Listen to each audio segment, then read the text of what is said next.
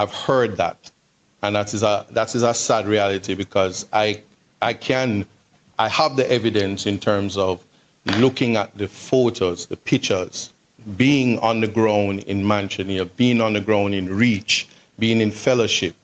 I'm just naming a few: Bellevue, Comfort Castle, Millbank, where there are just total devastation, disaster.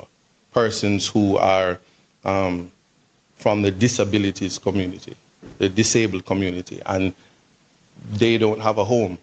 The shelters aren't in operation. It's not a continuation of it.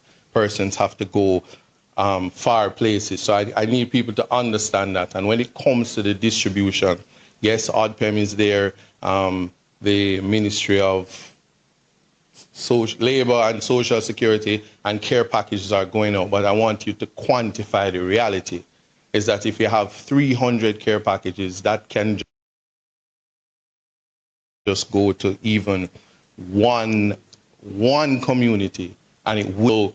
While I stand as a member of Parliament of Portland Eastern, and I can do so much and no more with the resources, and I understand when it comes to the concept of support Jamaica and funneling all resources through the government.